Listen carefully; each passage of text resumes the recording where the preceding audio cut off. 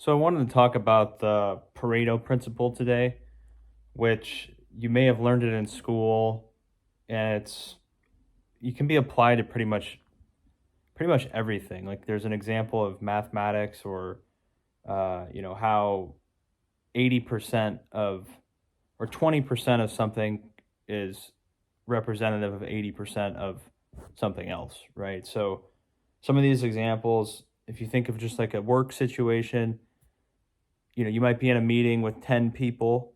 Normally, 80% of the talking is done by 20% of the people, right? So most people in a meeting are going to be listening. They're not necessarily going to be talking.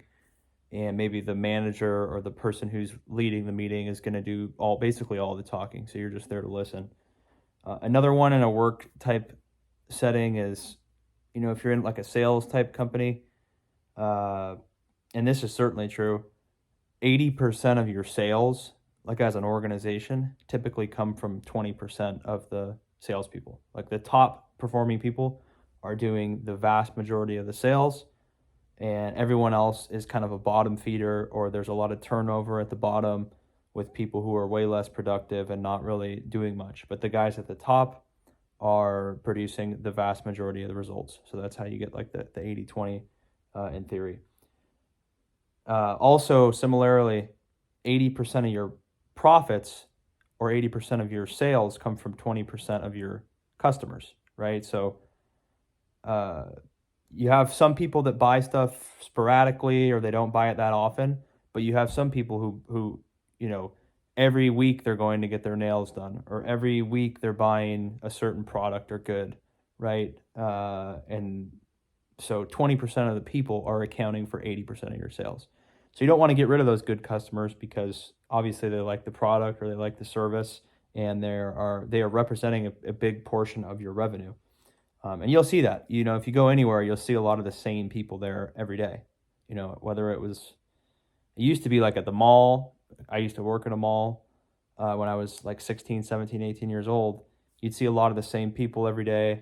Obviously places like the grocery store, everyone has to go there, but service type stuff and maybe going out to eat, a lot of the business is the same small amount of customers. Or something like a casino, right? Oftentimes you got guys that just go there, that guys or gals that go there, that they just occasionally go there. They don't spend a lot of money. They might only bring $100 or $200. And then you have the guys that are there every day, that are rich, maybe that are retired, and they gamble. They're losing hundreds of thousands of dollars a year, right? So that's you don't want to get rid of those customers either, because those are a big portion of your profits, right? A small amount of people. And also, again, these are just examples, but this one reminds me of being in college or being in school. 80% of the work was done by 20% of the people in the group. So if we had a group of like 4 or 5 people, just because of the way it worked, time and people that had different stuff going on, and certain people were more skilled at certain things, typically the work got done by like 2 people. 1 or 2 people did the work of like 4 to 6 people.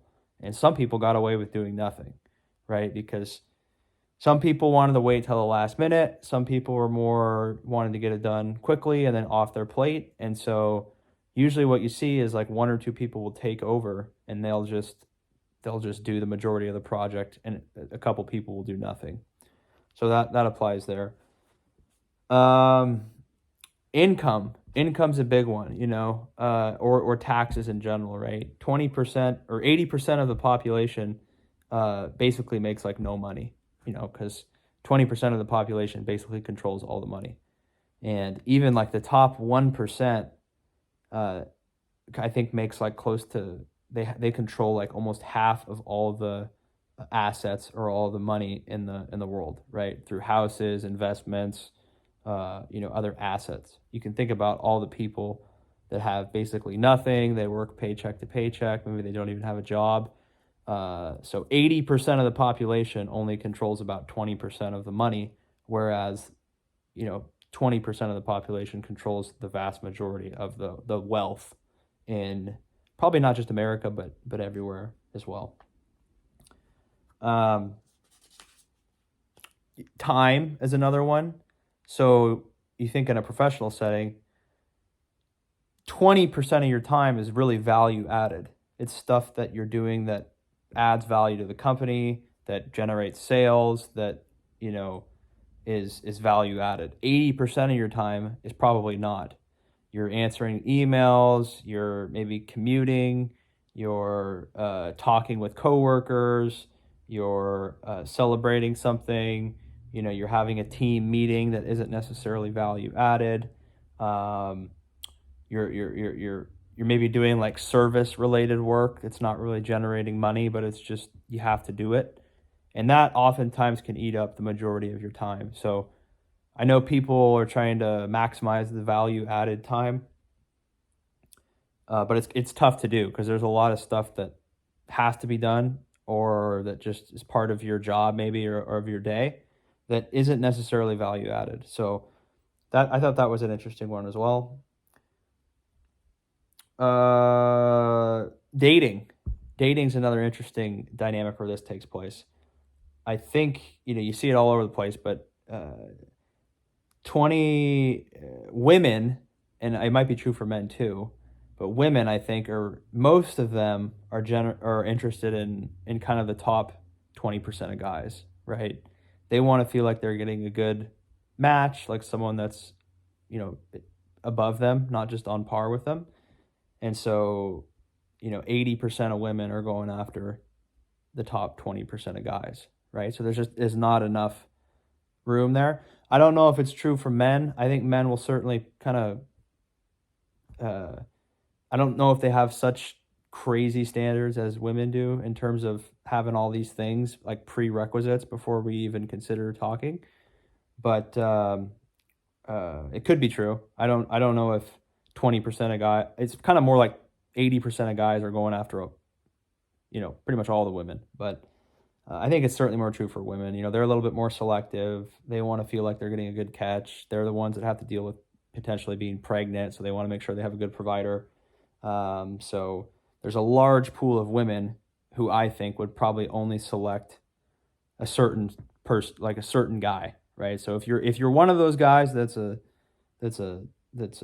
you know, well off, you're doing well for yourself, you're successful, you know, you have the ability, you're good looking, you have the ability to generate a good income, you're going to have basically your choice in women. But if you're a guy that's kind of just 80% of men, usually you're going to have to work a lot harder to get a quality woman, right? Because the majority of women are looking for the top tier guy. So if you're not that top tier guy, whether it's physically or financially or just your total package, it might be a little bit more difficult. So that I think that's true. You guys can let me know if I'm wrong, but I think that's probably true.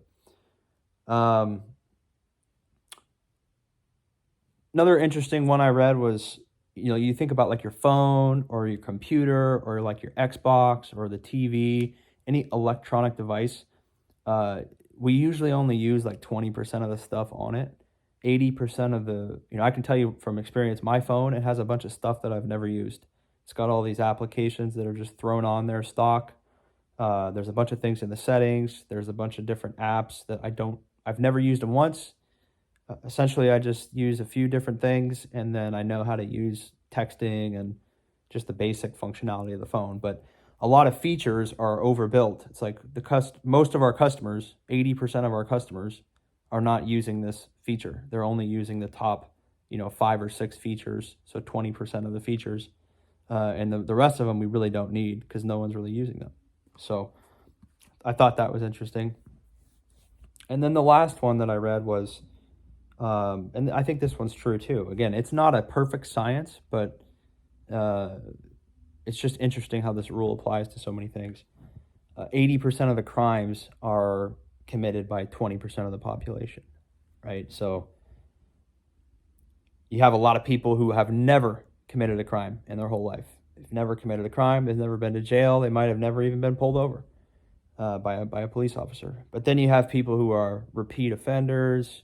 They're on probation. You know, maybe they've killed several people.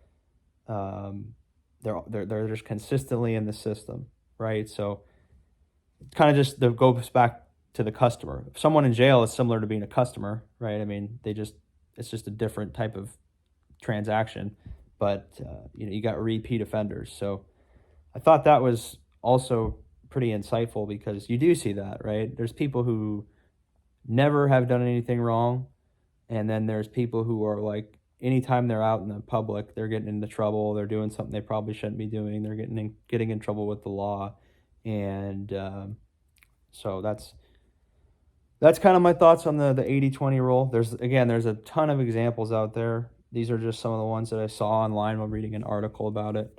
And let me know what you guys think, if you guys have good examples of it, or just general takeaways from this principle. As always, appreciate it. Have a good rest of your day, and we'll see you on the next one. Bye bye.